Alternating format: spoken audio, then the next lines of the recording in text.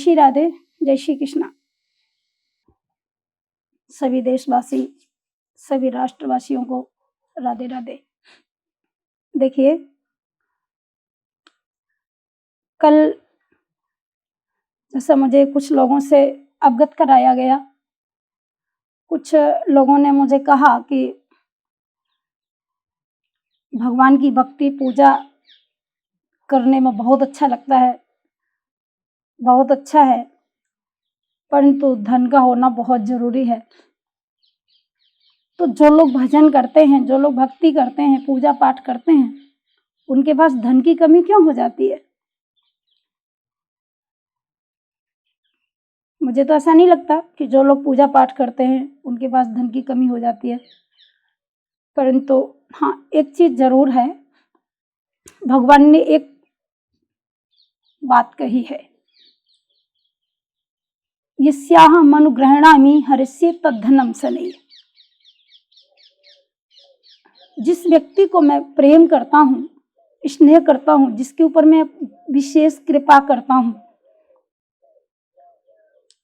तो मैं उसकी जो सबसे प्यारी वस्तु होती है, सबसे पहले उस पर हाथ डालता हूँ। ध्यान रखना, क्या कहा भगवान ने? यस्याहम् अनुगृह्णामि हरिष्ये तद्धनम शनैः। जिस व्यक्ति को मैं प्रेम करता हूँ, जिसको मैं स्नेह करता हूँ, जिसके ऊपर मैं विशेष कृपा करता हूँ, तो उसकी जो सबसे प्यारी वस्तु होती है, सबसे पहले मैं उस पर हाथ डालता हूँ। क्यों? हमारे ब्रजवासी एक बहुत सुंदर दुआ कहते हैं, धन, दारा, सुत, लक्ष्मी, संपत्ति और परिवार ये संतन को तब मिले जब कोपे करतार।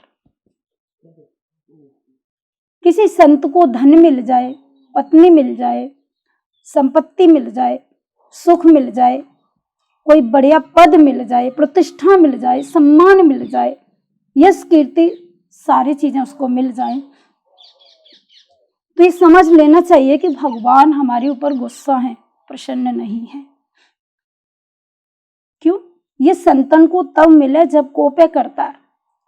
ठाकुर जी जब कृपा करते हैं तो धन का हरण करते हैं और हमारी सारी सुख सुविधाओं का हरण करते हैं। 1 मिनट के लिए, कुछ समय के लिए, पूरे जीवन तक के लिए नहीं। परंतु उसके बाद में जब भगवान समझ लेते हैं कि अब ये बिल्कुल मेरी शरणागति को स्वीकार कर चुका है, तो फिर उसकी सारी जिम्मेदारी भगवान के ऊपर होती है। तो मेरे कहने का मतलब, भगवान एक बार के लिए परीक्षा लेते हैं, सबकी लेते हैं। संसार का जो सुख है उसको दिखाते हैं, प्रलोभन देते हैं, बेटा तू जा, उसी में मस्त हो जा, क्यों तू मेरे पीछे आ रहा, क्यों भटक रहा है मेरे पीछे।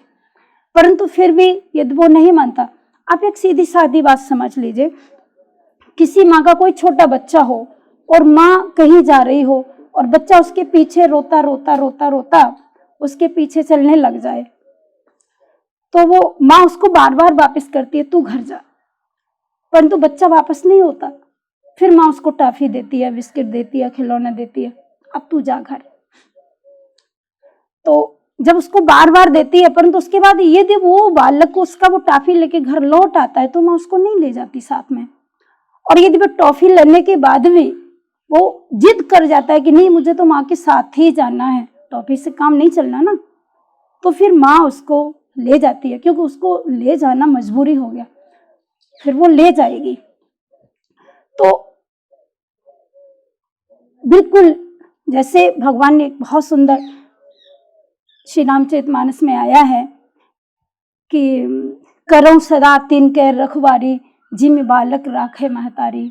मैं अपने भक्तों की रक्षा इस प्रकार से करता हूँ जैसे कोई माँ अपने छोटे बालक की रक्षा करती है, इसलिए मुझे ये सब करना पड़ता है।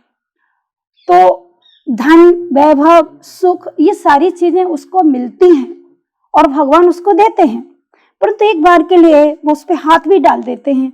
अभी दुनिया वाले मुझे बहुत प्रेम करते हैं, घर वाले बहुत प्रेम करते हैं, तो भगवान जान जाते हैं इसका घर में बहुत लगाव है, संसार में बहुत लगाव है, तो मैं क्यों इसके लिए परेशान हूँ। अभी ये पूरी तरीके से मेरी शरणागति को स्वीकार नहीं कर पाया है। तो भगवान बार बार संसार में उसको लगाने के लिए प्रेरित करते हैं, तू जा। परंतु यदि वो जिद कर जाता है कि नहीं, मुझे सर्वस्व छोड़ना है, मुझे तो आपकी शरण में आना है, मुझे तो आपका बन के रहना, मुझे आपको अपना बनाना है, जब इस प्रकार का पूरा धारण कर लेता है तो फिर भगवान को वो शरण में लेना पड़ता है। तो मेरा निवेदन था कि संत को यदि सुख मिले, पत्नी मिले, पद मिले, प्रतिष्ठा मिले, धन मिले, सोना मिले, बंगला मिले, गाड़ी कोठी मिले, तो इसका मतलब ये मत समझ लीजिए कि भगवान प्रसन्न हो गए। इसका मतलब ये समझना चाहिए कि भगवान गुस्सा हो गए। क्यों? ये सब भक्ति में बाधक है।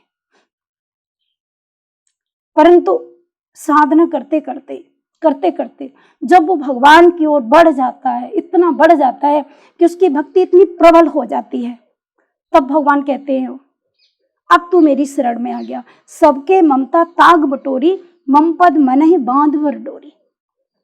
संसार के सभी रिश्ते नातों को, जितना भी मोह था, सब तोड़कर तू मेरी शरण में आ गया। और आ गया, अब तूने सारे संसार के रिश्तों का सुख, स्नेह सब मेरे चरणों में बांध लिया, सब कुछ मुझे बना लिया। तो अब भगवान कहते हैं फिर मैं उसको भक्त नहीं मानता, फिर वो मेरा प्राण बन जाता है। सारे संसार का परमेश्वर मैं हूं। परंतु कोई भक्त जब इतना मुझे स्नेह देता है, मेरे लिए सब कुछ छोड़ देता है, त्याग देता है, भगवान कहते हैं फिर वो मेरे लिए परमेश्वर बन जाता है और मैं उसका दास बन जाता हूँ। तो इस प्रकार से तो भगवान कभी कभी थोड़ी लीला भी करते हैं, थोड़ा विनोद भी करते हैं भक्तों के साथ में। विचलित नहीं होना चाहिए। और मुझे बहुत अच्छा लगता है कि धन भले ही न हो, आने जाने वाली चीज है, धन से किसको सुख मिला है, पर हाँ आज के जमाने में धन बहुत जरूरी है, धन का होना बहुत आवश्यक है। तो उसके लिए जो लोग कह रहे हैं कि क्या करना चाहिए, कोई अलग से तंत्र मंत्र होना चाहिए, मैं कहती हूँ श्री रामचरितमानस सारी समस्याओं का समाधान है और निश्चित रूप से है। आपको विश्वास करना है, संसार की ऐसी कोई भी चीज नहीं जो आपको रामचरितमानस के पढ़ने से प्राप्त न हो। मैं अभी आपको बताऊं।